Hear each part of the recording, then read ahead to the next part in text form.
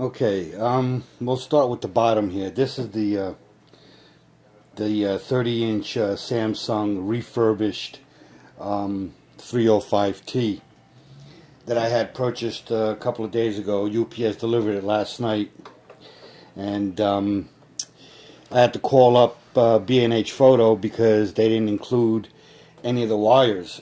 No power, no DVI cables, not even for the USB hookups.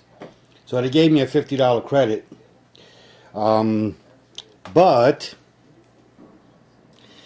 I ended up spending 60 some odd dollars, $39 for a DVI cable. Well, I wanted 10 feet because of the distance I have to go to the computer, but still, not sure if I'm going to use it, but I don't have this cable. This is the A to B USB, because this has 4 down and 1 up, meaning 1 up is feeding from the computer, and then you can hook up 4 devices through the monitor. So that was another 20 bucks. And the power cord, $5.99, standard power cord. So the $50 credit that I got basically covered most of this, other than $10 and some change. So it was either that or wait for them to find the cables and send them out to me. That would have taken who knows how many days. So I ended up just buying them. Cost me an extra 10 bucks on top of everything else, but at least I can get it up and running. But anyway, there's not a lot to this monitor. If you want to swivel the monitor, the base has like a little Lazy Susan built into it. So when it's standing upright, that's the way it swivels. And I got to reposition the monitor. Alright, well, as you can see, these are the connections for the monitor. It only has one DVI input, dual DVI. Like I said, it has the one feeder line coming from the computer, and then you got your 4 USB inputs here, iPods, whatever.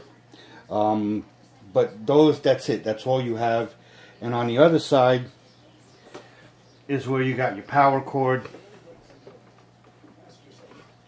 over here and on-off switch. That's basically it. As far as tilting the monitor, let me zoom out here.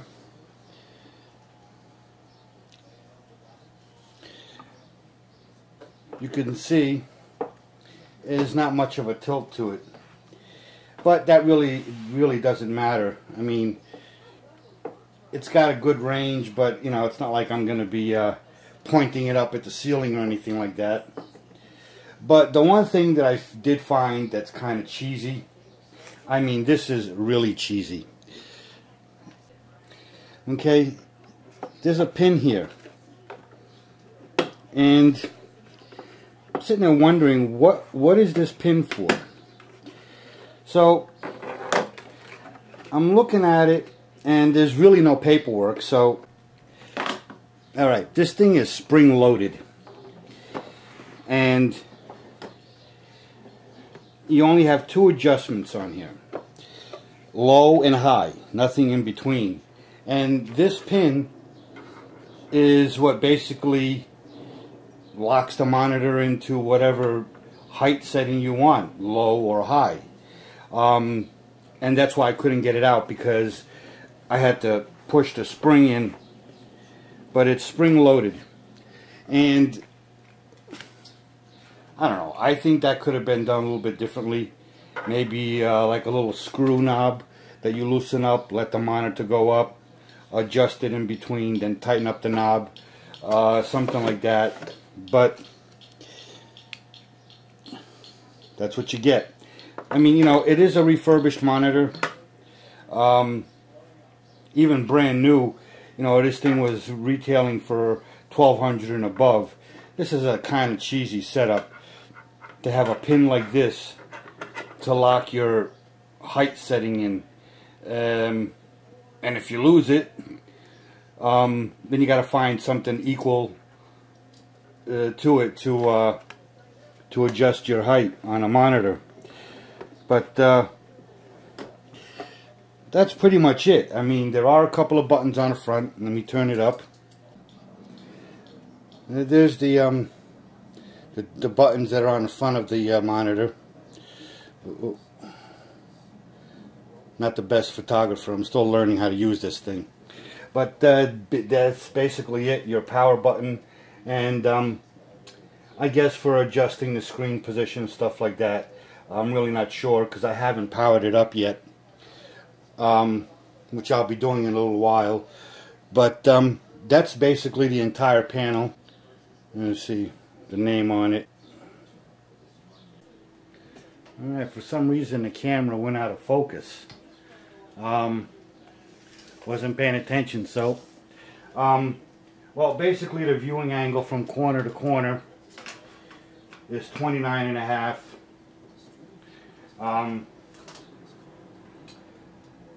The width is 27.25, and the height is 17.5 3/4.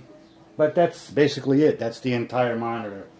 You know, there's not a lot to it, not a lot of features.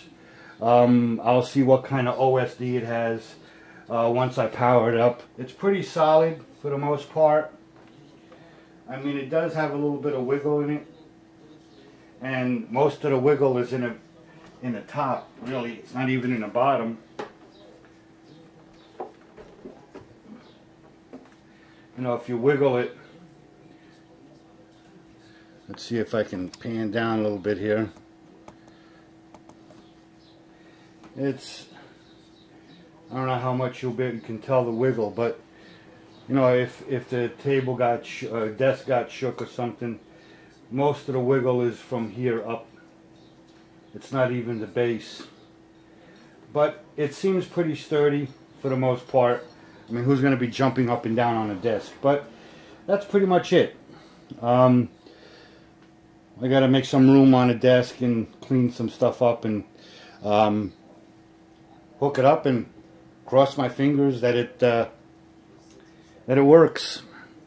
I don't have to call back again. All right, we'll see after I get this thing hooked up.